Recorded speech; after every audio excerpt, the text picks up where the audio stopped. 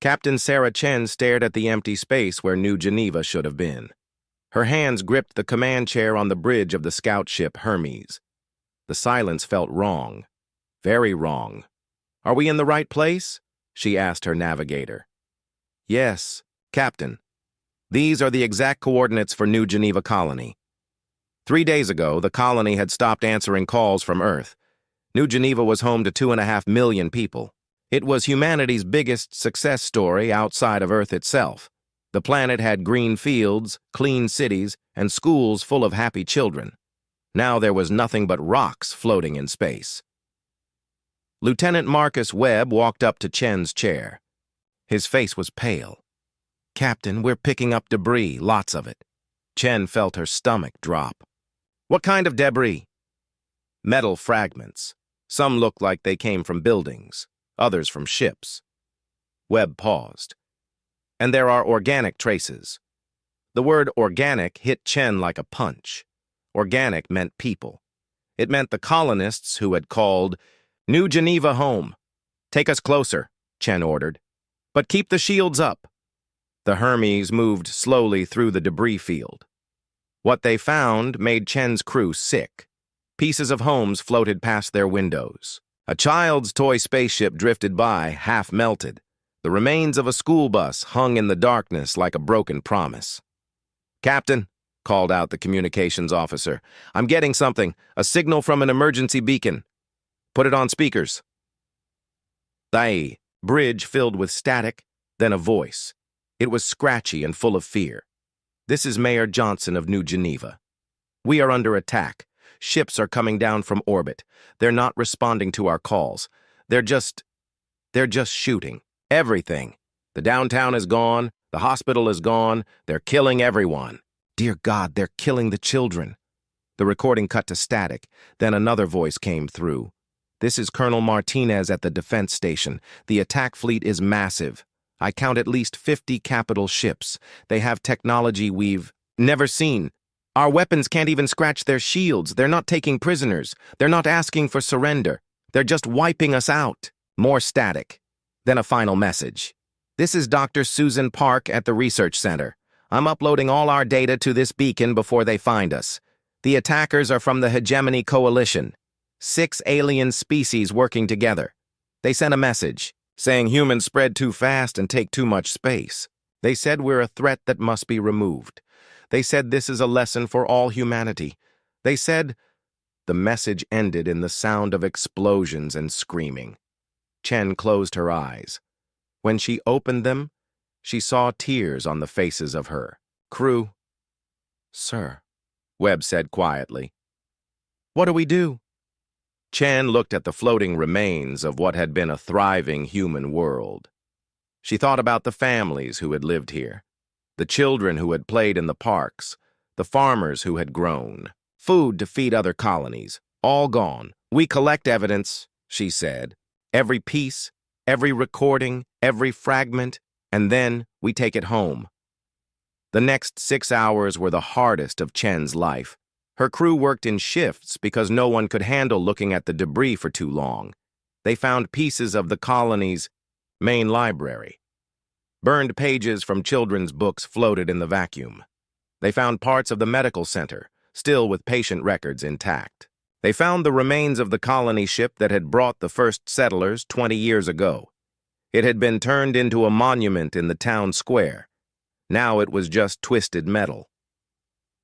The worst discovery came from Ensign Lisa Park, Dr. Susan Park's daughter who had joined the crew to look for her mother.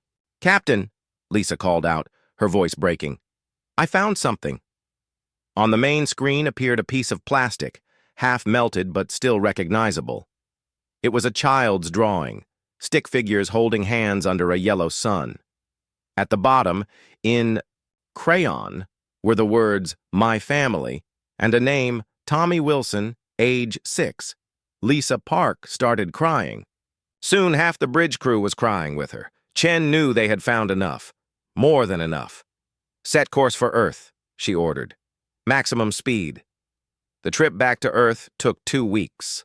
During that time, Chen's crew organized all the evidence they had collected. Video recordings from security cameras showed the attack in horrible detail. The alien ships had appeared without warning. They had ignored all attempts at communication. They had simply started destroying everything human on the planet. The attackers had been thorough. They had bombed every city, every farm, every road. They had destroyed the spaceport so no one could escape. They had even bombed the cemeteries, as if they wanted to erase every trace that humans had ever been there. When the Hermes reached Earth, Chen sent her report ahead. By the time they docked at Luna Station, every major news network was asking for interviews. Chen refused them all. She went straight to Earth, straight to the Colonial Defense Headquarters. She walked into a room full of generals and politicians. Without saying a word, she placed a small piece of plastic on the conference table. It was Tommy Wilson's drawing. 2.5 million people, she said. Gone, just because some aliens think we're growing too fast. General Morrison, the head of Colonial Defense, picked up the drawing. Tell us everything, Captain. Chen did. She told them about the debris fields, about the recordings, about the Hegemony Coalition's message claiming responsibility, about the children's toys floating in space where playgrounds used to be. When she finished, the room was silent for a long moment. Finally, President Santos spoke. Captain Chen, you and your crew have done humanity a great service. Now we know what we're dealing with. What are we going to do? Chen asked. Santos stood up and looked out the window at Earth below. We're going to make sure this never happens again. How? Santos turned back to the room. Her eyes were hard as steel. We're going to show the galaxy what happens when you murder human children. Chen left the meeting feeling strange. She had expected anger. She had expected demands for immediate revenge. Instead, she got quiet determination that somehow felt much more frightening. That night, she watched the news reports. Tommy Wilson's drawing was on every screen on Earth. His parents were dead, but somehow his simple crayon picture had become the symbol of human loss. The news anchors spoke about New Geneva's libraries and schools and hospitals. They showed pictures of families who would never come home. But Chen noticed something else in the reports. Shipyards that had been building colony vessels were suddenly hiring more workers. Mining operations in the asteroid belt were expanding. Universities were offering new courses in military engineering. Earth was not just mourning, Earth was preparing. Chen thought about the Hegemony Coalition's message. They had called the destruction of New Geneva a lesson for humanity. They wanted to teach humans to stay in their small corner of space and not spread out among the stars. Looking at Tommy Wilson's drawing one more time, Chen realized the aliens had taught humanity a lesson, just not the one they intended. They had taught humanity what it looked like when someone tried to wipe them out, and humanity was a very good student. President Maria Santos stood at the podium in the United Earth Assembly. Behind her, Tommy Wilson's drawing filled a massive screen. The 6-year-old's stick figures seemed to watch over the representatives from every human world. Santos had been president for 3 years. She had always believed in peaceful solutions. She had spent her time building schools and hospitals on the colony worlds. Now she faced the biggest decision in human history. Members of the Assembly, she began. 3 weeks ago, the Hegemony Coalition murdered 2.5 million of our people. They did this without warning. They did this without mercy. They did this to teach us a lesson. The assembly hall was silent. Every representative knew what had happened at New Geneva. They had all seen the videos. They had all heard the recordings of people dying. The coalition has sent us a message, Santos continued. They say humans expand too quickly. They say we take up too much space in the galaxy. They say New Geneva was a warning to make us stop. Santos paused and looked around the room. She saw anger on many faces. She saw tears on others. She saw determination on all of them. Today we send them our answer. We will remember them all. That was it. Santos stepped down from the podium and left the hall. No declaration of war. No angry speeches. No threats of revenge. Just 5 simple words. We will remember them all. The Hegemony Coalition had expected something different.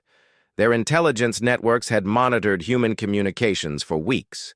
They expected demands for reparations. They expected angry messages. They expected humans to do what most species did after an attack: negotiate. Instead, Earth went quiet. Admiral Marcus Webb sat in his office deep under the Colorado mountains. The hidden facility had been built 50 years ago just in case humanity ever faced an enemy too strong for normal military forces. Today, Webb activated Protocol 7 for the first time. Protocol 7 was simple in concept, but massive in scale. Every human world would contribute to building the largest military force in galactic history. Every shipyard would be converted. Every factory would be retooled. Every resource would be focused on one goal: making sure New Geneva never happened again. Webb's first call went to Director Elizabeth Voss at the Titan yards near Saturn. Titan was humanity's biggest shipbuilding facility. For 20 years, it had built colony ships to carry families to new worlds. "Elizabeth," Webb said, "we need to talk."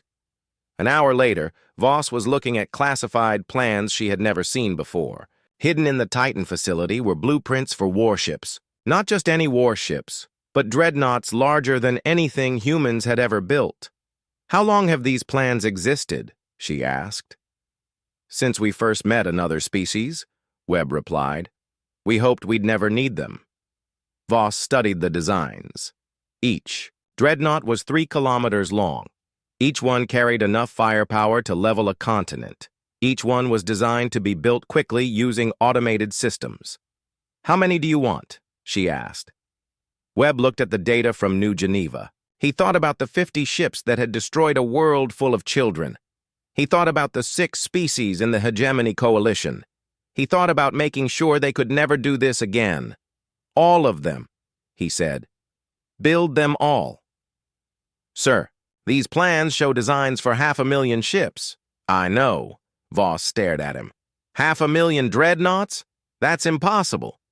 The Coalition thought genocide was impossible too. They were wrong. Within days, the transformation began. The Titan. Yards expanded overnight. New construction bays appeared faster than seemed possible. Automated factories that had been building civilian equipment switched to making weapons and armor. Dr. Jennifer Kim had been designing better farms for the colony worlds. Now she found herself in a secret laboratory under the moon, working on something called quantum foundries.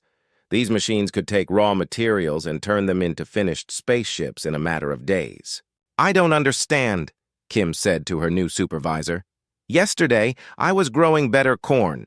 Today you want me to build war machines?" "The people who ate your corn are dead," the supervisor replied. "Now we make sure their killers can never hurt anyone else." Kim looked at the quantum foundry designs. The technology was incredible. It used controlled fusion to break down asteroid metal and rebuild it into ship hulls. It could make a dreadnought's armor plating in 6 hours. "This will work," she said, quietly. This will actually work. All across the solar system, similar conversations were happening. Mining operations in the asteroid belt tripled their output overnight.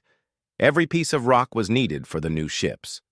Mars began producing atmospheric systems. Europa provided water ice for reaction mass. Even the small research stations were contributing something.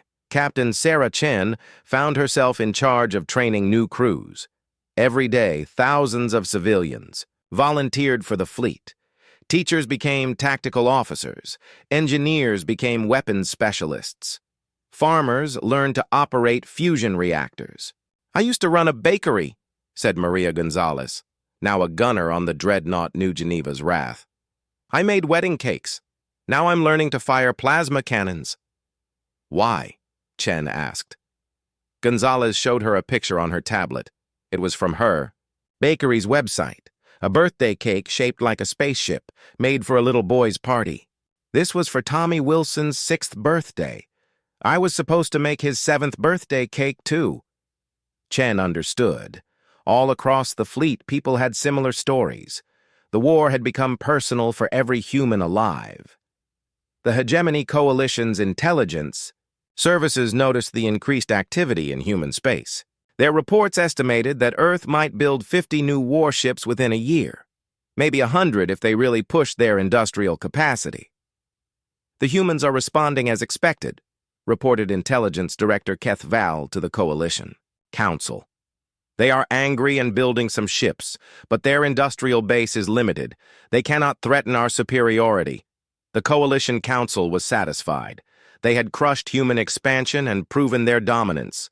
Soon, Earth would accept their place in the Galactic Order. They had no idea what was really happening in human space. Dr. Elizabeth Voss stood on an observation deck overlooking the Titan yards. 6 months ago, this had been a facility building, colony ships. Now it stretched beyond the horizon, filled with construction bays building instruments of war. She counted the ships under construction. In this facility alone, there were 10,000 dreadnoughts taking shape. And Titan was just one of dozens of similar yards throughout human space. "How many are we up to?" asked Admiral Webb, joining her at the observation window.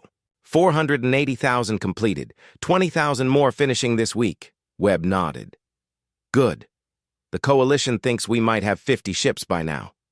Voss watched robotic systems install weapons on a newly finished dreadnought.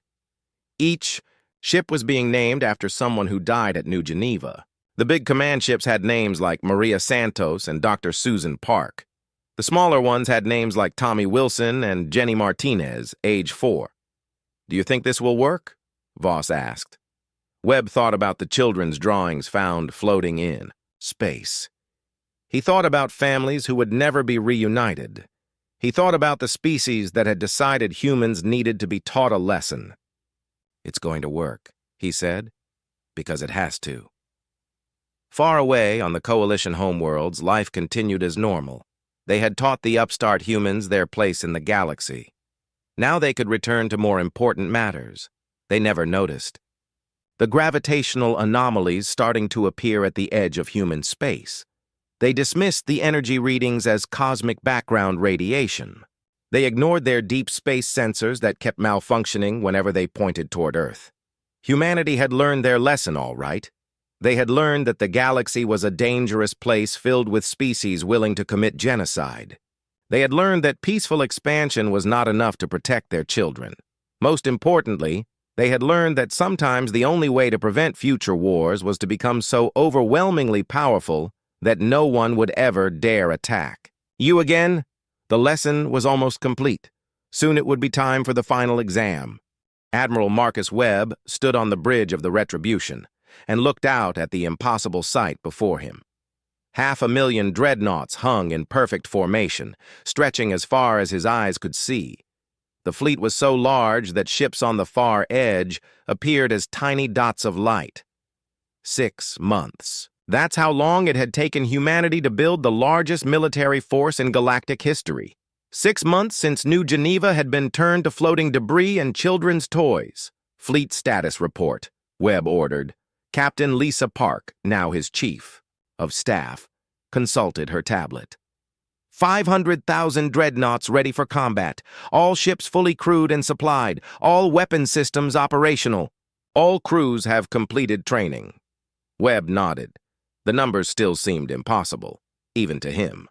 500,000 ships, each one 3 kilometers long and packed with enough firepower to level a continent. The combined mass of the fleet was larger than most moons. "How did we do it?" asked Captain Yuki Tanaka, commander of the New Geneva's Wrath. "Quantum foundries," replied Dr. Elizabeth Voss, who had joined them on the bridge. "We built machines that could build machines. Then those machines built ships faster than anyone thought possible." Webb walked to the tactical display. It showed the entire fleet in formation. Each ship was marked with a name from New Geneva. The largest dreadnoughts carried the names of community leaders and heroes. The smaller ones bore the names of children and families. Tommy Wilson, Webb read from one of the ship names, age 6, liked to draw pictures of his family. Maria. Santos, read another officer. Not the president. A teacher at New Geneva Elementary School. Dr. James Park, read Captain Park, her voice quiet. My father. He ran the medical center. Every ship in the fleet had a story like that. Every name represented someone who had died when the Hegemony Coalition decided to teach humanity a lesson. The crews took their ship names seriously. This wasn't just a military operation. It was a memorial that could fight back. Admiral, called the communications officer. We're getting a message from Earth. President Santos wants to speak with you. Santos appeared on the main screen. Behind her, Webb could see Earth hanging in space like a blue marble. It looked so peaceful and small compared to the massive fleet surrounding them. Admiral Webb, Santos said. Is the fleet ready? Yes, Madam President. 500,000 ships, 25 million crew members, all volunteers. Santos was quiet for a moment. 25 million people volunteered to crew these ships. More than that asked to join. We had to turn people away. Every human in the solar system wanted to be part of this. Webb understood why. The attack on New Geneva had hurt every human alive. Parents looked at their own children and imagined them crying for help as bombs fell from the sky. Teachers thought about lesson plans that would never be taught. Doctors remembered patients they would never be able to save. The coalition still doesn't know we're coming, Santos said. Their intelligence networks think we have maybe 100 ships. How is that possible? Asked Captain Tanaka. We've been very careful, Webb replied. All construction happened in hidden facilities. All communications were encrypted. All fleet movements were disguised as civilian traffic. Dr. Voss pulled up a holographic display. The quantum foundries were built inside asteroids. From the outside, they looked like normal mining operations. The ships were assembled in pieces and put together in deep space. Webb thought about the incredible effort it had taken. Millions of humans working around the clock for 6 months. Factory workers who hadn't seen their families in weeks, engineers who solved impossible problems through sheer determination, ordinary people who had become extraordinary because someone had murdered their neighbors. What about the crews? Santos asked. Captain Park answered. Every major profession is represented. We have teachers running communication systems, farmers operating life support, artists designing tactical displays. Everyone wanted to contribute. And they're all ready for combat? More than ready, Webb said. They're motivated in a way I've never seen before. Every crew member has seen the videos from New Geneva. Every crew member knows what we're fighting for. Webb pulled up personnel files on his tablet. Maria Gonzalez used to run a bakery. Now she's the best gunner in the fleet. She practices 12 hours a day because she was supposed to make Tommy Wilson's 7th birthday cake. Dr. Jennifer Kim was an agricultural scientist. Now she runs the reactor systems on the Dr. Susan Park. She says she's growing energy instead of corn. Captain Sarah Chen was a scout ship commander. Now she leads an entire battle group. She's named every ship in her command after families from New Geneva. Santos listened to each story. Webb could see tears in her eyes, but also something else. Pride. Determination. The same quiet fury that had driven humanity to build this fleet.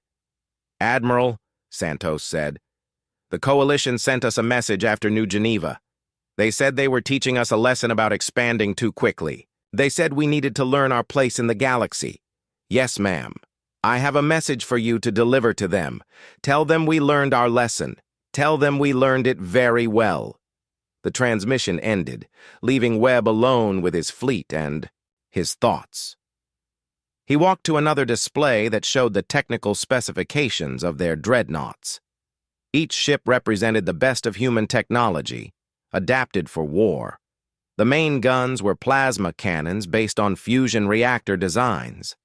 The same technology that had powered peaceful colonies now delivered destruction at the speed of light. The point defense systems were upgraded mining lasers that had once cut asteroids into useful shapes.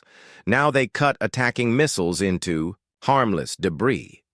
The shields used gravitational manipulation technology originally designed for terraforming.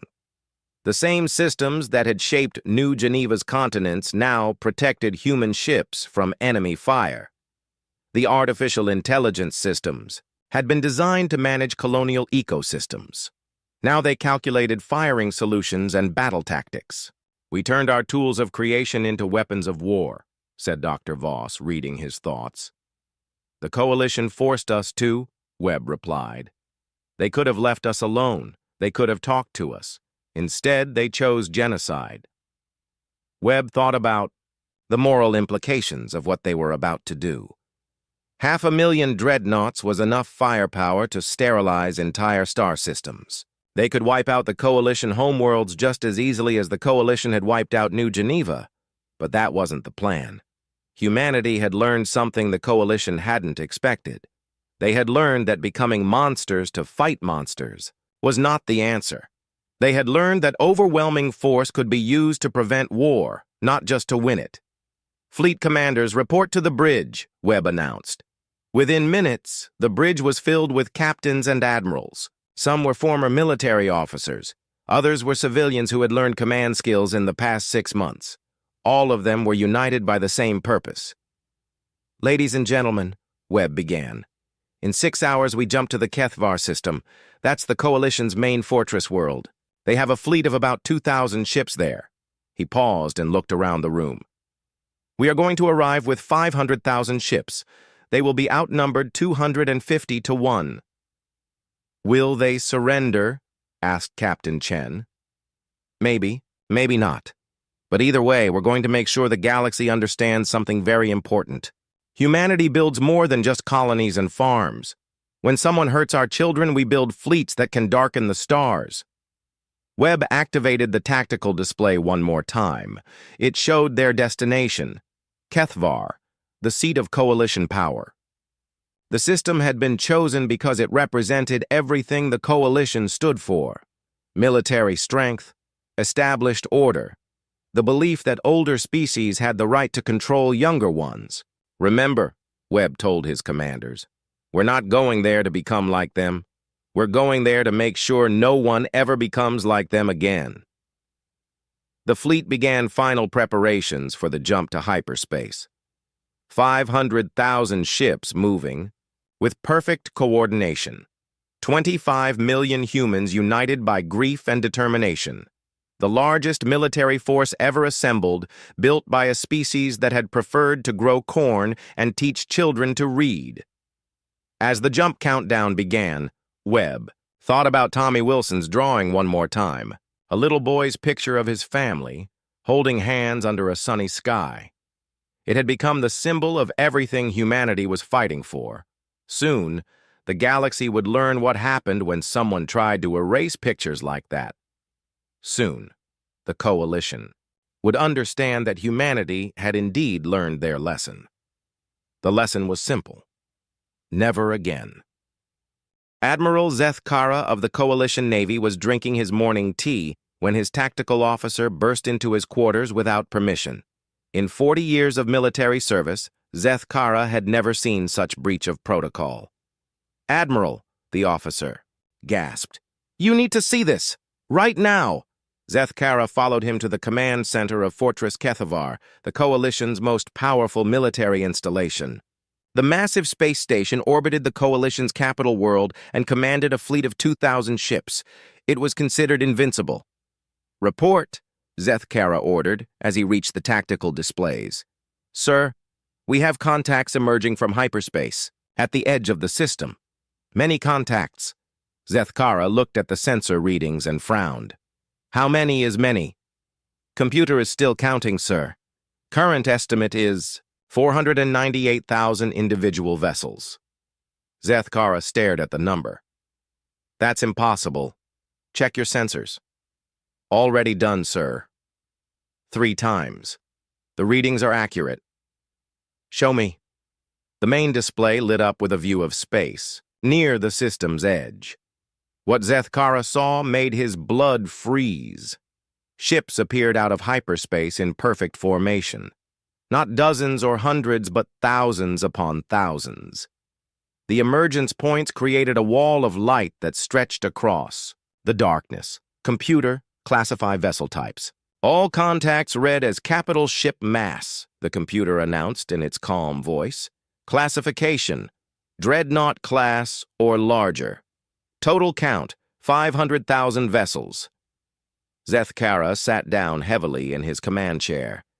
In his 40 years of service, he had seen many fleets. The largest coalition fleet ever assembled had contained 3,000 ships. This was 50 times larger. Who are they? He asked quietly. Before anyone could answer, the communications array lit up with an incoming transmission. The face that appeared on screen was human. Admiral Marcus Webb of Earth looked directly at Zethkara, with eyes like cold steel. Admiral. Zethkara, Webb said. I am Admiral Marcus Webb of the Terran Defense Fleet. You probably don't remember New Geneva Colony. 6 months ago, your forces murdered 2.5 million humans there, including children. Zethkara did remember. New Geneva had been a simple operation. 1 fleet, 50 ships, a quick demonstration of coalition power. It was supposed to teach humanity to stay in their corner of space. You wish to demonstrate the consequences of humanity's expansion, Webb continued. We are here to demonstrate the consequences of humanity's grief. The transmission ended, leaving Zethkara staring at a blank screen. Around him, his staff looked terrified. They all understood the numbers. 500,000 human ships against 2,000 coalition vessels. Send a message to Coalition Command, Zethkara ordered. Tell them we need immediate reinforcement. Sir, his communications officer replied, Coalition Command is asking if our sensors are malfunctioning. They don't believe the numbers. Zethkara almost laughed. He didn't believe the numbers either. But there they were on every display. 500,000 enemy ships moving toward them with terrible purpose. Open a channel to the human fleet, he ordered. Webb's face reappeared on screen. Behind him, Zethkara could see other humans working at control stations. They looked calm, professional. Ready. Admiral Webb, Zethkara began. Perhaps we can discuss this situation. The Coalition is prepared to offer reparations for the New Geneva incident. Incident? Webb's voice was soft, but there was something dangerous in it. You call the murder of 2.5 million people an incident? It was a military action designed to prevent future conflict. Webb was quiet for a moment. When he spoke again, his words were measured and careful. Admiral, let me explain something to you. 6 months ago, humanity learned that the galaxy contains species willing to commit genocide to solve political problems. Today, we are here to solve that problem. By committing genocide yourselves? No. By making sure it never happens again.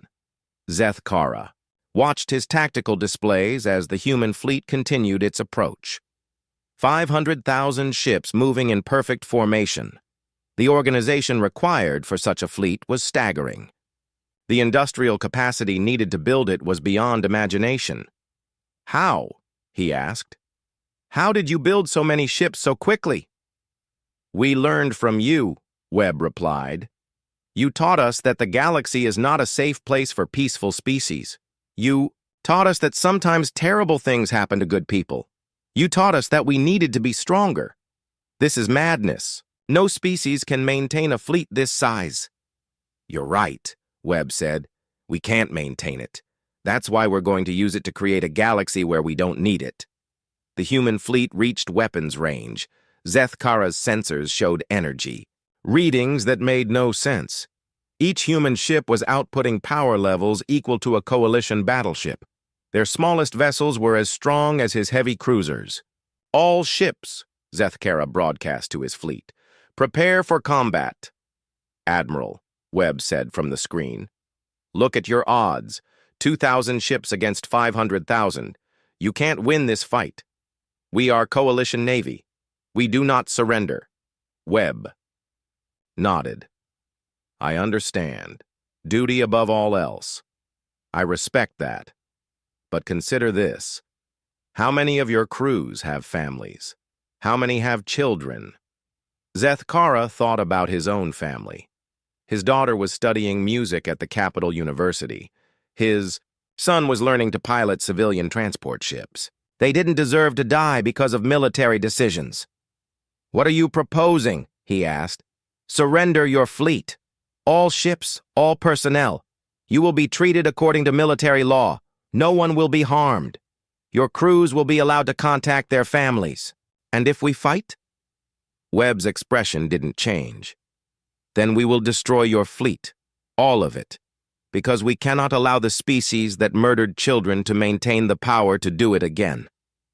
Zethkara looked around his command center. His officers were watching the tactical displays with growing fear. The human fleet had spread out across the system. Every coalition ship was surrounded by hundreds of human vessels. How do we know you won't kill us anyway? Because, Webb said, we are not you. We don't murder civilians. We don't target children. We don't commit genocide to solve political problems. We are here to stop those things from happening. Zethkara made the hardest decision of his military career. All coalition ships. This is Admiral Zethkara. Stand down, weapons. Prepare to surrender. Sir, his tactical officer asked. Are you sure? Zethkara looked at the display showing 500,000 human ships. Each one represented humanity's response to the murder of their children. Each one was a promise that such murders would not be tolerated. Yes, he said. I'm sure. The surrender took 3 hours. Coalition ships powered down their weapons and shields one by one. Human vessels moved in to escort them to secure positions. Throughout the process, the humans were professional and respectful. They provided medical aid to injured coalition personnel. They allowed communication with families. They treated prisoners according to military law. Admiral Webb came aboard Fortress Kethvar in person. He walked through the corridors with a small escort, looking at the coalition's most powerful installation.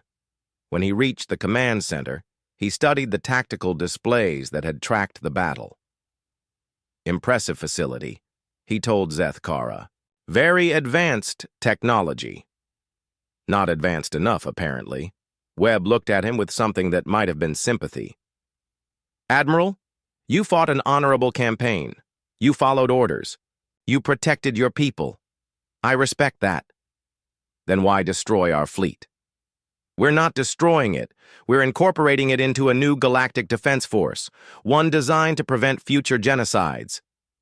Zethkara stared at him. You're going to use our ships? With willing crews, yes.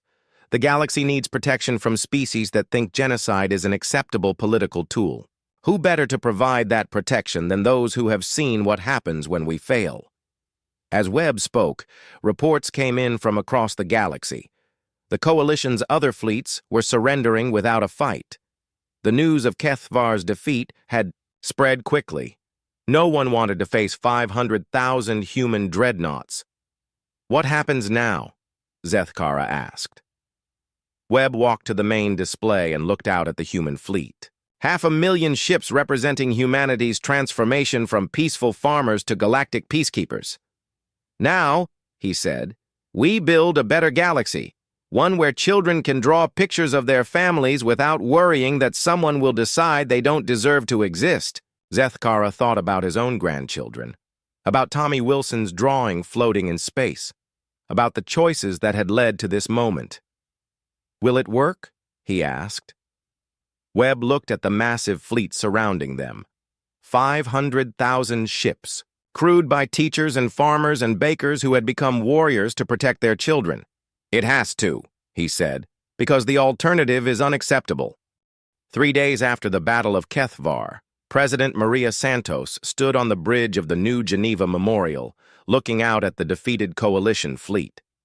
2,000 ships hung in space, their crews waiting to learn their fate. Around them, humanity's 500,000 dreadnoughts maintained perfect formation. The galaxy had watched in stunned silence as news of the surrender spread. Species that had considered the coalition invincible now saw their fleets captured by humans who had appeared from nowhere with impossible numbers. "Madam President," Admiral Webb said, joining her at the observation window, "the Coalition Council has agreed to meet. They're sending representatives to discuss terms." Santos nodded. She had been preparing for this moment since the day New Geneva died.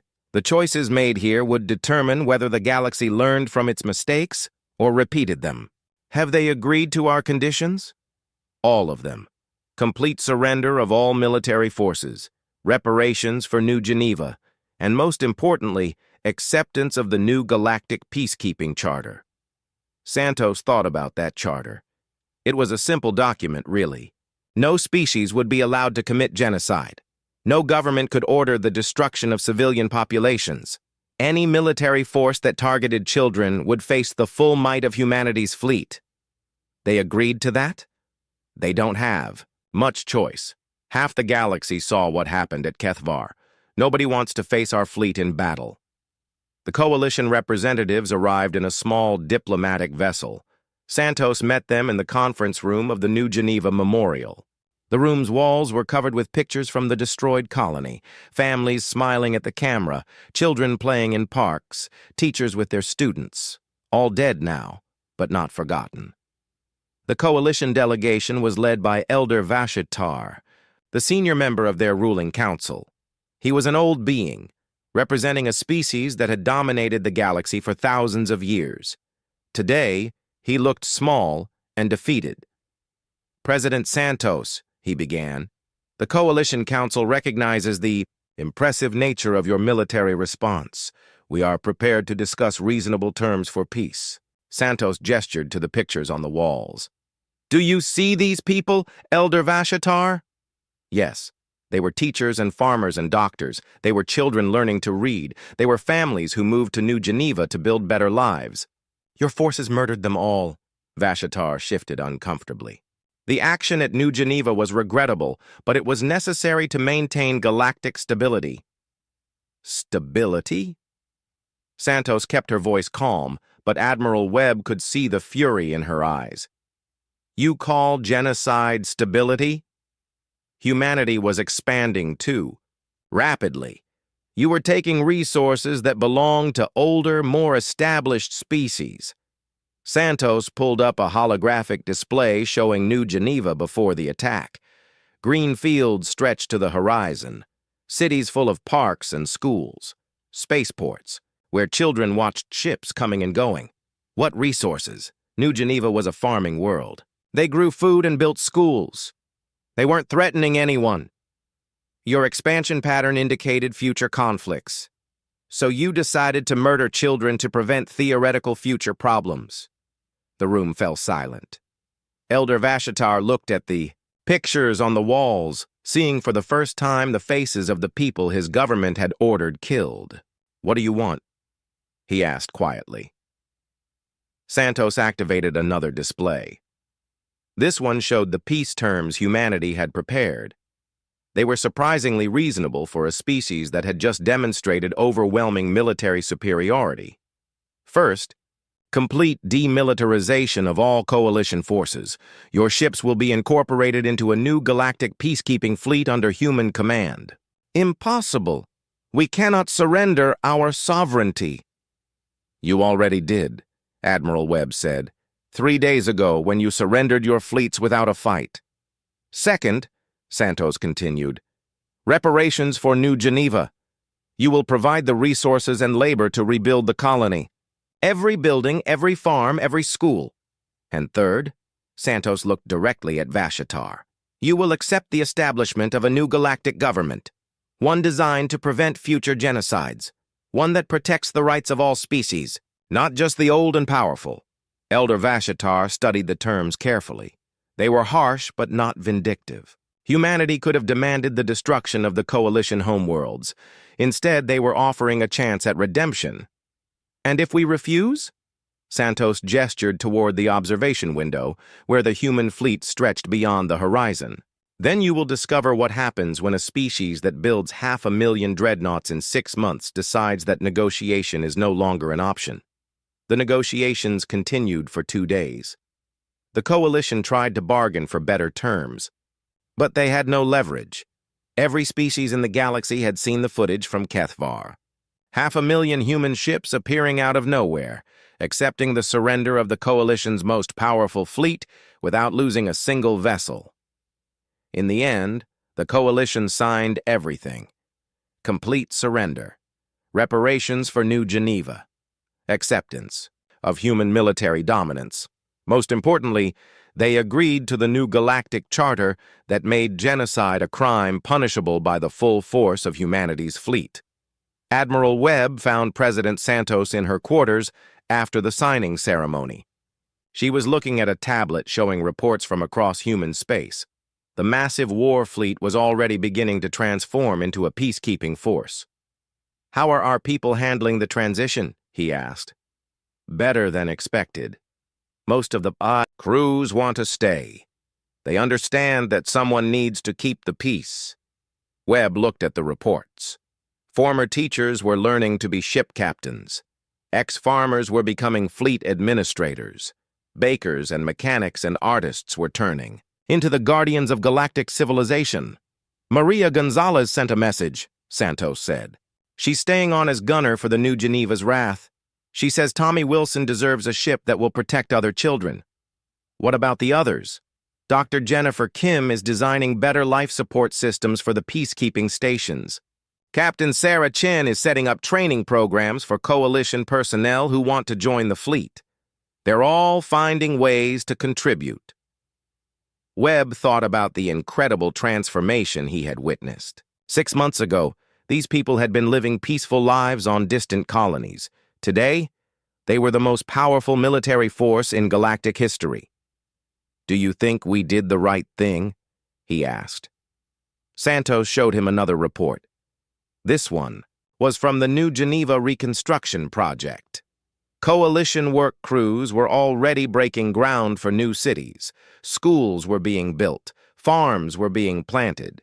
Children from other human colonies were volunteering to help design the new playgrounds. "Ask me in 10 years, she said, when the New Geneva is full of children who can grow up without worrying about orbital bombardments." Years later, historians would call it the Great Transformation, the moment when the galaxy's balance of power shifted from the old empires to the young species that had learned to defend itself. They would study the Battle of HFY as an example of how overwhelming force could be used to create peace rather than destruction. But for the children playing in the rebuilt parks of New Geneva 2, it was simpler than that. The scary aliens who hurt people were gone. The nice humans with the big ships made sure nobody could hurt children anymore. That was all they needed to know. Above them, the stars were safe. In space stations throughout the galaxy, human crews maintained the peace. Former coalition ships served alongside human dreadnoughts, their crews learning that protecting civilians was more honorable than conquering them. The galaxy's most feared military force spent its time building schools and stopping conflicts before they started. Sometimes when young coalition officers asked their human commanders why they had chosen mercy over revenge, the humans would show them a picture, a child's drawing of stick figures holding hands under a yellow sun. At the bottom in crayon the words, "My family," and a name, Tommy Wilson, age 6. "This is why," they would say, "so that every child in the galaxy can draw pictures like this without fear." The coalition had wanted to teach humanity a lesson about expanding too quickly. They had succeeded beyond their wildest nightmares. Humanity had learned the lesson perfectly. They had learned that some things are worth fighting for. They had learned that overwhelming force can protect the innocent. They had learned that the best way to prevent genocide is to make sure those who commit it face consequences too terrible to imagine. Most importantly, they had learned that a species willing to build 500,000 dreadnoughts to protect their children will never stop protecting all children everywhere. The galaxy was a better place because someone had tried to teach humanity their place in it. Unfortunately for the Coalition, humanity's place turned out to be at the top. The massive alien ships appeared without warning. One moment, Earth's skies were clear. The next, 12 dark vessels hung in orbit like giant metal mountains. They blocked satellites and cast shadows over cities even in daylight. Captain Allison Reeves stood on the bridge of the Defiance, Earth's newest warship. Her hands gripped the command rail as she stared at the main screen. The alien ships were at least 50 times larger than her vessel. "Status report," she said. Her voice remained calm despite the fear in her chest. Lieutenant Paul Garcia looked up from his station. "All systems ready, Captain. Weapons charged. Shields at maximum." Allison nodded. The Defiance was humanity's best hope. A ship built with new technology meant for peaceful exploration. Now it would face an unknown enemy. "Any response to our messages?" she asked. Communications Officer Kate Winters shook her head. "Nothing yet, Captain. We've tried all frequencies." The silence from the alien vessels felt worse than any threat. Humanity had dreamed of first contact for centuries. No one had expected it to feel like this, like standing in the shadow of a storm. On Earth, at the United Nations Space Command in Geneva, Dr. Ryan Mitchell rushed through crowded hallways. Screens everywhere showed the alien ships. People stood, frozen, watching with wide eyes and pale faces. Ryan clutched his tablet computer. As Earth's leading xenolinguist, an expert in potential alien languages, this moment was what he had trained for his entire life. General William Harding met him at the command center door. "Tell me you have something, Doctor." "I might," Ryan said. "Their ships are broadcasting, but not in any way we expected. It's not radio. It's something else. Patterns in radiation that repeat." Inside the command center, world leaders gathered around screens. President Laura Chen of the North American Alliance stood at the center. "Dr. Mitchell," she said when she saw Ryan, "what are we dealing with?" Before Ryan could answer, every screen in the room changed. A face appeared, at least they thought it was a face. It had 3 glowing eyes arranged in a triangle. Its skin looked like polished metal with patterns flowing across it like water. A voice spoke. It sounded like breaking glass mixed with deep thunder. "Humans of Earth. We are the Vasari Empire, rulers of the galactic hegemony. Your world is now under our protection. Surrender your military forces, accept our guidance, resist and face extinction." The message repeated in 20 different human languages. In the silence that followed, Ryan typed furiously on his tablet. "The translation is too perfect," he whispered. "They've been watching us for a long time." Above Earth, Captain Reeves received the same message on the Defiance. "Orders, Captain?" Lieutenant Garcia asked. Allison's communicator beeped with a message from Earth Command. "Maintain position. Do not engage. Await further instructions." She understood the order. The Defiance was just one ship. Fighting would be suicide. Then her tactical officer spoke up. "Captain, one of the alien vessels is moving towards Space Station Liberty. 5,000 civilians are on board." Allison watched the screen as the massive ship approached the International Space Station. A strange light began to glow at the front of the alien vessel. "They're charging weapons," Garcia said. The next minutes happened in slow motion for Allison. The alien ship fired. Space Station Liberty exploded in silent fire. 5,000 lives ended in seconds. "Captain," Garcia said, his voice shaking. "Orders?" Allison closed her eyes for one moment. When she opened them, her decision was made. All power to engines. Set intercept course with the alien vessel. Charge main cannon. Captain, Earth Command ordered. "I know what they ordered, but we just watched 5,000 people die. We are humanity's defenders. If we do nothing, millions more will die." Allison took her command seat. "Send this message to all Earth forces. The Empire has shown its true intentions. We fight, not because we can win, but because we must show them humanity will not submit without a fight." The Defiance moved forward, a tiny ship against the massive alien vessel. On Earth, Ryan Mitchell worked with a team of linguists and computer experts. The alien message contained more than words. Hidden inside were data packets, information about the galactic hegemony. "This isn't a negotiation," Ryan told President Chen. "Their language doesn't even have words for equal or ally. They only understand masters and slaves." "So what are our options?" the president asked. Ryan pointed to his findings. "Their message calls us resource life forms. They don't see us as intelligent beings. We're just animals to them, to be used." "Can we communicate with them? Make them understand we're intelligent?" Ryan shook his head. "They've studied us. They know we're intelligent. They just don't care. In their empire, newer species serve older ones. That's their way." In the Nevada desert, Frank Dawson was driving, home when the sky turned red. A former Marine, he stopped his truck on the empty highway and stepped out. In the distance, Las Vegas glowed brighter than it should. Then he saw it, a beam of light from the sky cutting through the city. Buildings collapsed. Fire spread. The beam moved across Las Vegas like a finger drawing a line. Frank stood frozen as the distant city burned. His phone rang. His sister in Phoenix. "Frank, are you seeing this?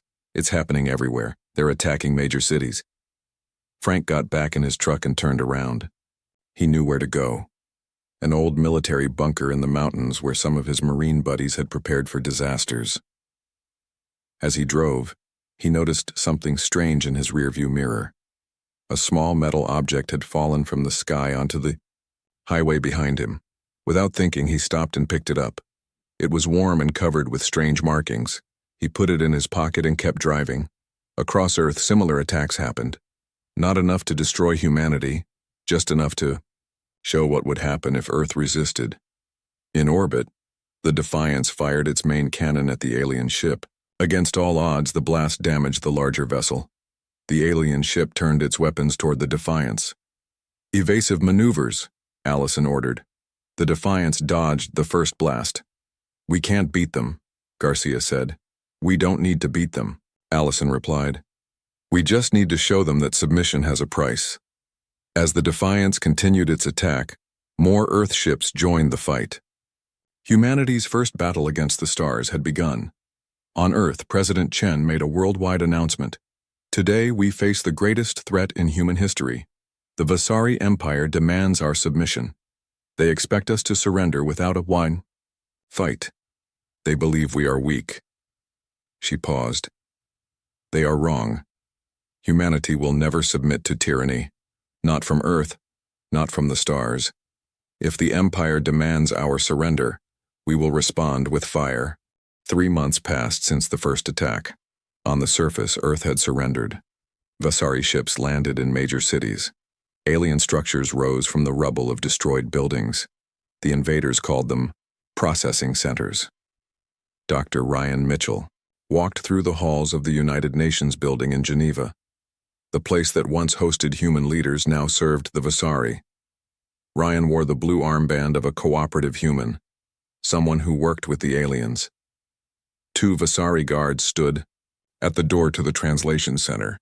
They were tall, with metal-like skin that shifted colors in the light. Their 3 eyes followed Ryan as he approached. "Translator Mitchell reporting for duty," he said, keeping his eyes down. The Vasari didn't like when humans looked directly at them. The door opened. Inside, other human translators worked at stations around a central Vasari commander. Ryan took his seat and put on his headset. His job was to help the Vasari understand human communications they intercepted. But Ryan had a secret.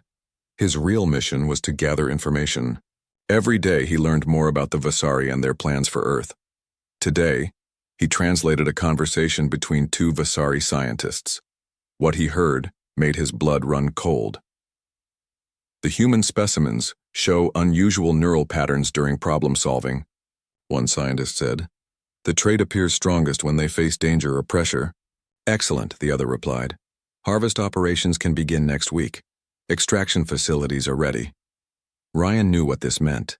The Vasari weren't just here for Earth's resources. They wanted something from human brains. And extraction didn't sound like a process anyone would survive. After his shift, Ryan walked to his small apartment. Once inside, he went to the bathroom, turned on the shower, and pulled out a hidden device. It looked like a normal watch but could send encrypted messages that the Vasari couldn't detect. "Phoenix to nest," he typed. "Harvest begins in 1 week. Time running out." The reply came quickly. "Message received. Stay safe. Defiance lives."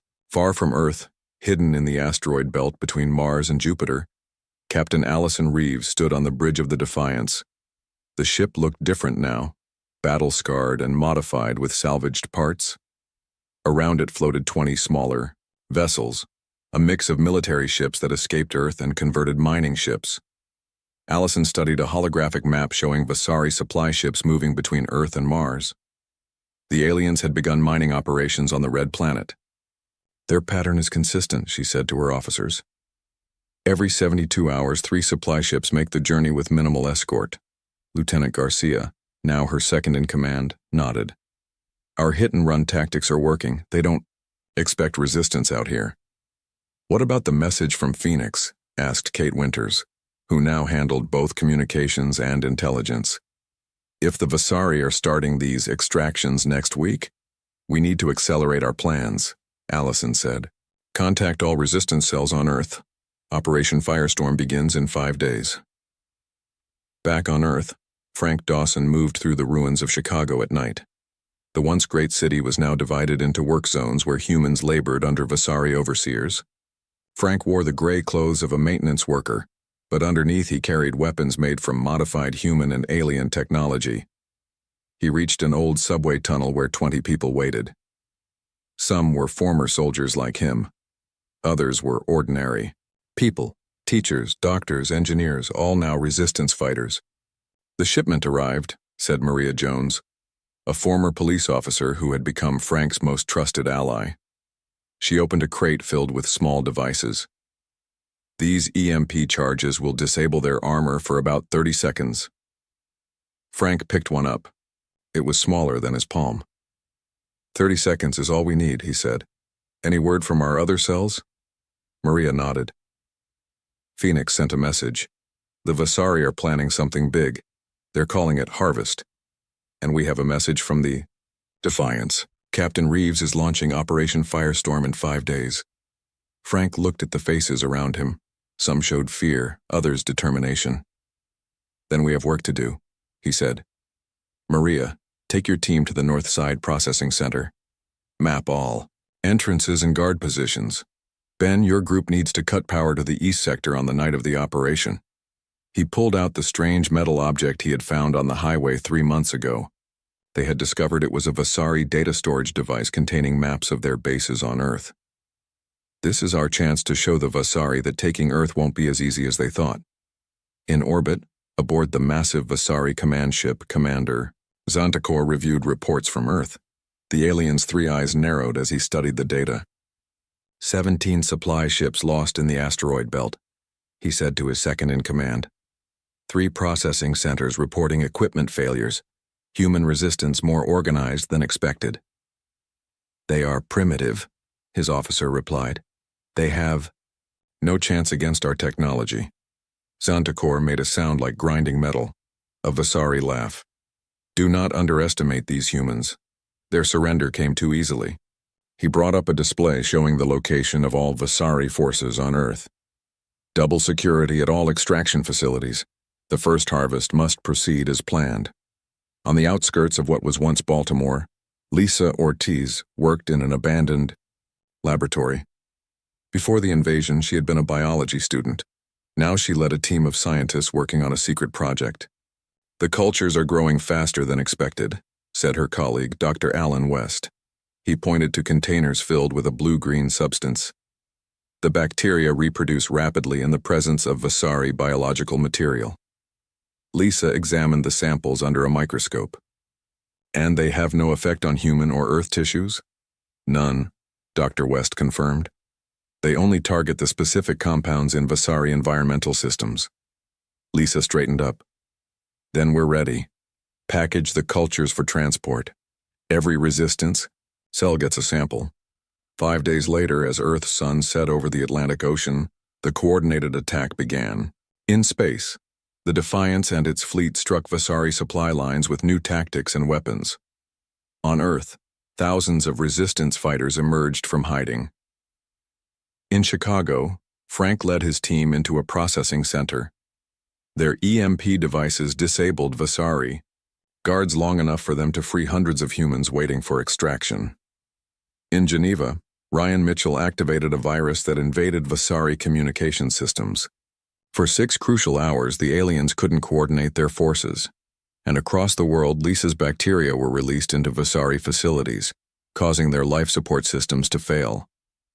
Commander Xantakor watched in growing rage as reports of attacks flooded in.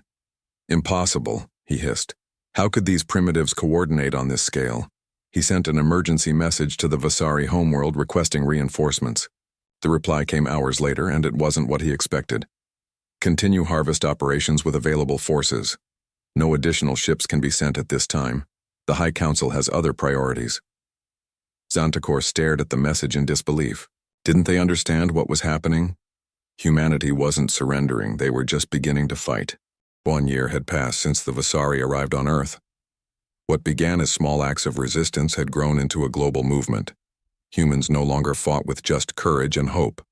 They fought with knowledge of their enemy and weapons designed to exploit Vasari weaknesses. In the hidden command center beneath the ruins of Denver, military leaders from around the world gathered. Maps showed Vasari strongholds in red and liberated areas in blue. 1 year ago, the map was almost all red. Now, large patches of blue spread across every continent. Dr. Ryan Mitchell stood before the assembled leaders. He looked different from the academic he once was. His face was thinner, his eyes harder. "The blindfold virus is ready," he said. "When deployed, it will disrupt Vasari targeting systems in Earth's atmosphere for approximately 6 hours. General Maria Bell, the new head of Earth's United Military Forces, nodded. 6 hours to hit all primary targets. She turned to the other commanders. "What's the status of our ground forces?" "The Asian Coalition can strike these 5 processing centers," said Commander Wei. He pointed to locations across China and Russia. "European forces are ready to take back Paris and Berlin," reported Colonel Schmidt. "And the North American units will target these extraction facilities," added Major Kyle Peterson, pointing to sites in the former United States and Canada. General Bell looked at the faces around her. "This is the largest coordinated attack since the invasion. If it succeeds, we push the Vasari back to their orbital stations." From the back of the room, Frank Dawson spoke up. "What about civilian casualties? These facilities are in populated areas." "Our teams have been evacuating people for weeks," General Bell said. "But yes, there will be losses. The Vasari know we're coming." In orbit, aboard her ship Defiance, Captain Allison Reeves prepared for her part in the operation.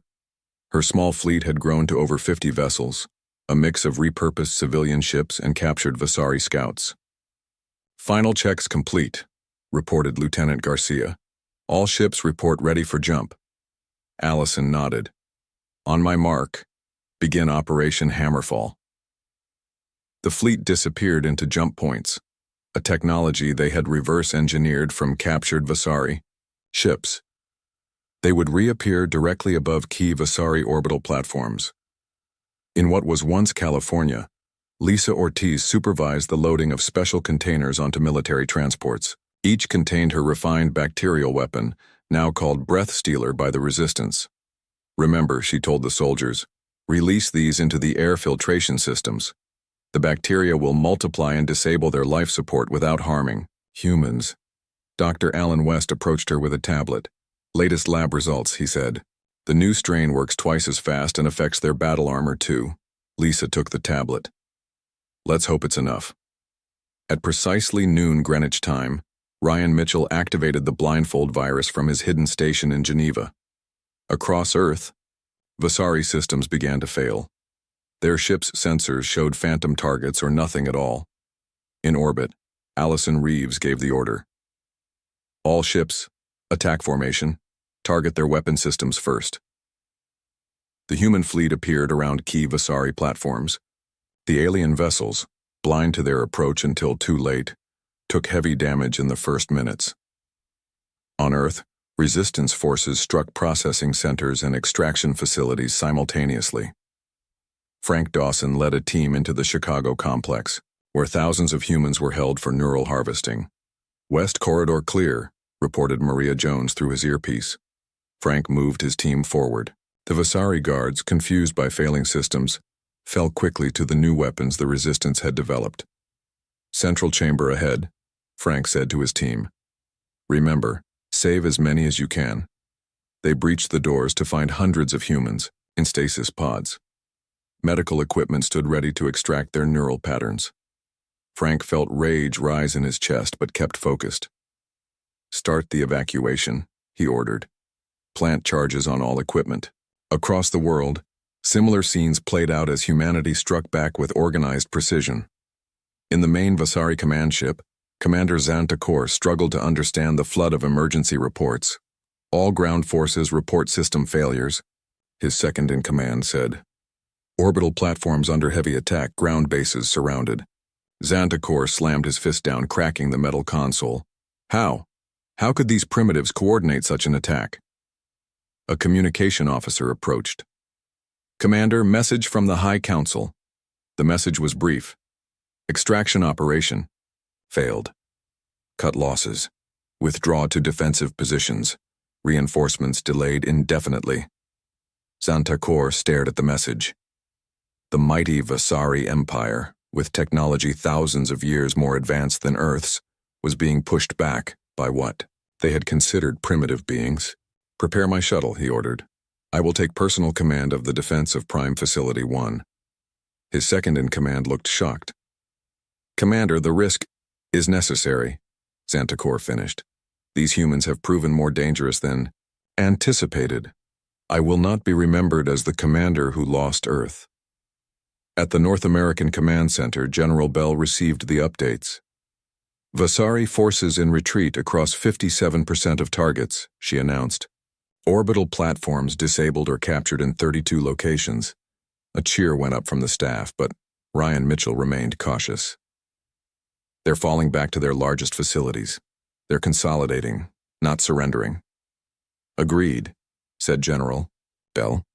"All forces maintain pressure. Do not allow them to regroup." In orbit, Allison Reeves watched as Vasari ships retreated from Earth orbit to defensive positions around the moon. "We've pushed them back," said Lieutenant Garcia. "Should we pursue?" Allison studied the tactical display. "No. Their lunar base is too heavily defended. We've achieved our objectives here." She opened a channel to all ships. "Well done, everyone. Earth orbit is ours again." The victory, while significant, wasn't complete. The Vasari still held their lunar base and several major facilities on Earth. But for the first time, humans controlled most of their own planet again. In what remained of Washington, D.C., resistance leaders met to discuss next steps.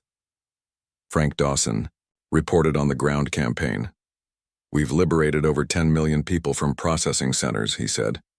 "But we found evidence they managed to complete neural extraction on thousands before we stopped them." Ryan Mitchell nodded grimly. "The data we recovered confirms it. They were looking for something specific in human brains, our capacity for what they call adaptive cognition under pressure." "In simple terms?" asked General Bell. "Our ability to think creatively when faced with impossible odds," Ryan explained. "It's something the Vasari lost long ago. Their technology advanced, but their minds became rigid, predictable." Lisa Ortiz added, "Which explains why they've been unable to counter our constantly changing tactics." The meeting was interrupted by an emergency broadcast. Commander Zantakor's face appeared on all screens across Earth, his final attempt to break human resolve. "People of Earth," the Vasari commander said, "your resistance is impressive but futile. The hegemony spans 1,000 worlds. Your planet is but one. Surrender now, and we will be merciful. Continue to fight, and we will return with a force that will turn your world to ash." When the broadcast ended, silence filled the room. Then Frank Dawson spoke. "That didn't sound like someone winning a war." General Bell nodded. It sounded like someone trying to save face. She turned to the others. We've hurt them. Now we finish this. Ryan, find their weaknesses. Lisa, improve your weapons. Frank, prepare your ground forces. She looked at the map of Earth, now mostly blue. The Vasari thought they found an easy conquest. Instead, they found humanity, and we responded with fire. 2 years had passed since the Vasari first appeared in Earth's skies. The war had changed both the planet and its people. Cities lay in ruins, but new structures rose in their place. Buildings that combined human design with recovered alien technology. Captain Allison Reeves, now Admiral Reeves, stood on the observation deck of the space station Sentinel. The station orbited Earth, built from parts of captured Vasari vessels. Through the viewing window, she watched her fleet prepare for the most daring mission yet. Admiral, Lieutenant Garcia said as he approached. All ships report ready for the lunar assault. Allison nodded. And the new weapons? Installed and tested. On all frontline vessels, Garcia replied. Dr. Mitchell's team says they can penetrate Vasari shields at 60% efficiency. It will have to be enough, Allison said. The lunar base was the Vasari's last major stronghold in Earth's vicinity. From there, they launched raids against liberated areas and maintained communication with their empire. On Earth, in the rebuilt command center in London, Dr. Ryan Mitchell worked with a team of scientists and engineers. Screens around them displayed Vasari technology they had captured and reverse-engineered. The disruption field is stable, he told General Bell, who watched from a nearby console. When activated, it should block their faster-than-light communications for at least 12 hours. 12 hours to take the lunar base and cut them off from their empire, General Bell said. Admiral Reeves will begin the assault at 0600 tomorrow. Ryan looked troubled. We intercepted a message from Commander Xantakor to his homeworld. He's requesting permission to use something called Planet Killer Protocols. General Bell's expression darkened. Did they approve his request? We don't know yet, Ryan said. But if they're considering it, then tomorrow's attack becomes even more critical. General Bell finished. She activated the Global Command Network. All Earth forces, prepare for Operation Moonfall. This ends tomorrow. In what was once Moscow, Frank Dawson led training for the newest members of the Resistance. The recruits practiced with weapons that combined human firearms with Vasari energy technology. Remember, Frank told them, aim for the joints in their armor. That's where Lisa's bacteria can enter their systems fastest. Maria Jones approached, with a tablet. Message from command, she said quietly. We're moving up the timetable. The ground assault on the remaining Vasari strongholds begins tomorrow at 0600. Frank nodded. Tell the team leaders. We hit the Siberian Processing Center at dawn. In her laboratory in Australia, Lisa Ortiz received the same message. She gathered her research team around a large table covered with equipment. This is it, she told them. Load all remaining breath stealer canisters for transport. She pointed to a new device in the center of the table. And prepare the atmospheric dispersal unit. If the lunar assault succeeds, we'll release the bacteria into the upper atmosphere. Any Vasari ship entering without enhanced shielding will be compromised within minutes. One of her scientists looked concerned. The concentration needed for global coverage could have unexpected effects on Earth's ecosystem. We've run every simulation, Lisa assured him. The bacteria breaks down after 72 hours in direct sunlight.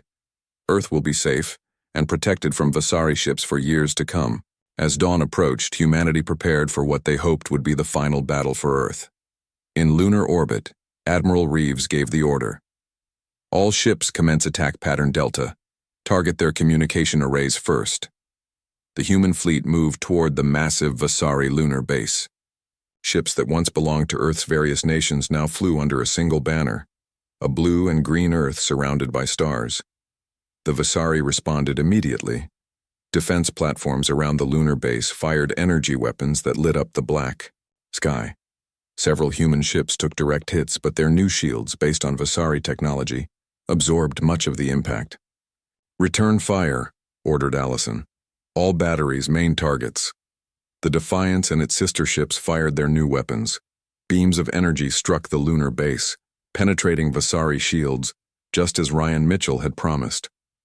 On the lunar surface, Commander Xantakor watched with growing rage as sections of his base lost power.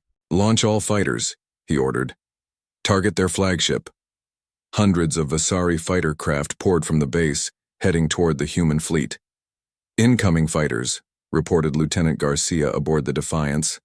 "At least 300. "Deploy." "Our fighters," Allison replied, "and activate point defense systems."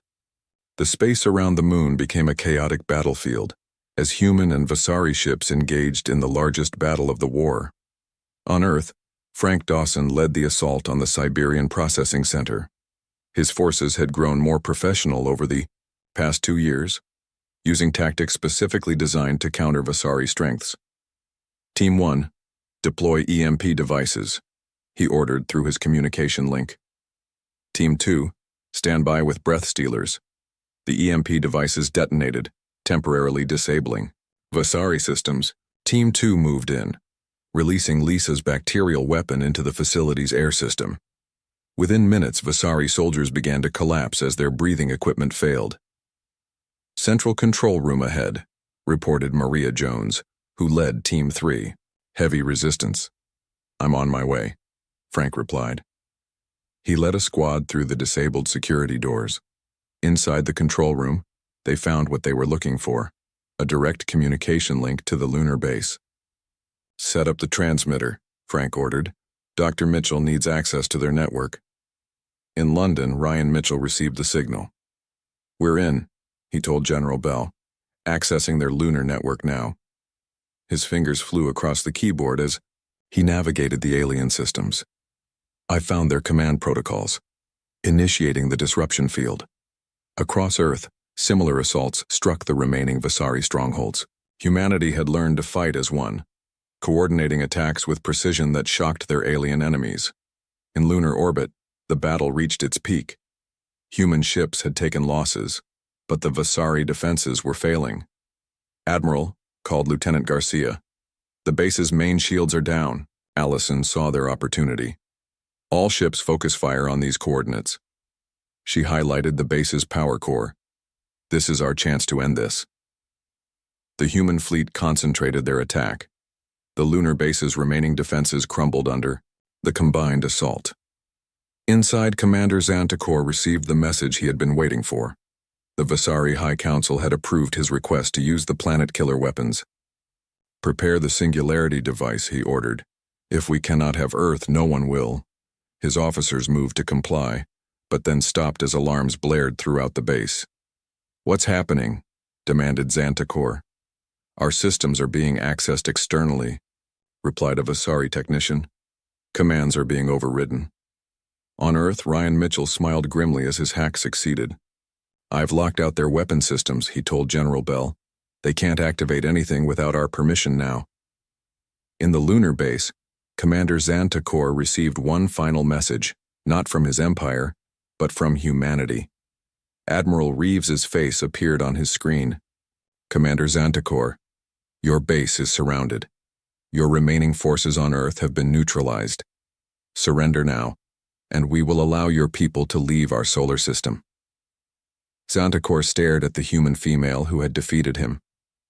"You think this is victory?" he said. "This is merely one battle. The Vasari Empire spans galaxies. We will return with a force that will—" "We've heard this speech before," Allison interrupted, "but here's something you should know. We've studied your technology. We've learned how your empire communicates across space. And thanks to Dr. Mitchell, we now control those communication channels." She leaned closer to the screen. "Right now, every world in your empire is receiving data about how a primitive species defeated the mighty Vasari. How humans not only survived, but adapted your own technology to defeat you." For the first time, doubt showed in Xantakor's 3 eyes. "You have 1 hour to surrender," Allison continued. "After that, we take the base by force, and we won't be as merciful as we are now." The transmission ended. Commander Xantakor looked around at his damaged command center. at the officers who waited for his orders. For the first time in his long life, a Vasari commander considered surrender. 3 years after the Vasari first arrived on Earth, humanity celebrated its hard-won freedom. The lunar battle had ended with Commander Xantakor's surrender. Most Vasari forces retreated from the solar system, leaving behind technology and knowledge that changed human civilization forever. On a clear spring morning, Admiral Allison Reeves stood on a platform in the newly rebuilt Geneva. Behind her, the United Earth Government building rose, a structure that combined classical human architecture with Vasari materials that would last for centuries. Thousands of people gathered to hear her speak. Screens broadcast the event to billions more across the planet. 3 years ago, Allison began, alien ships appeared in our skies. They expected us to surrender without a fight. They saw us as resources to be harvested, not as equals. She paused. They were wrong. The crowd cheered. Humanity paid a terrible price for our freedom. We lost cities. We lost friends and family. But we never lost hope. And we never surrendered. In the front row, Dr. Ryan Mitchell watched with pride. Next to him sat Frank Dawson and Lisa Ortiz. The three of them, along with Allison, had become symbols of Earth's resistance. We fought not just with weapons, Allison continued, but with our greatest strength, our ability to adapt, to think creatively when faced with impossible odds. The very trait the Vasari tried to steal from us became their undoing. She gestured to the sky. Above, visible even in daylight, orbited the first ships of Earth's new defense fleet. They were built with Vasari technology, but designed with human creativity. Today, we announce that the defense perimeter around our solar system is complete. Earth is protected, and today we take our first steps to the stars not as conquerors, not as subjects, but as free people. After the ceremony, the 4 heroes of the resistance met in a quiet room away from the crowds. The lunar base is fully operational. Ryan reported. We've deciphered about 60% of the Vasari database. Their star maps alone will advance our exploration by centuries. Lisa nodded. And my team has developed medical applications from their technology. The new treatments can heal injuries that were fatal just 3 years ago. Frank looked out the window at the rebuilt city. What about the defense systems? The Vasari commander threatened they would return. The defense grid is active, Allison assured him.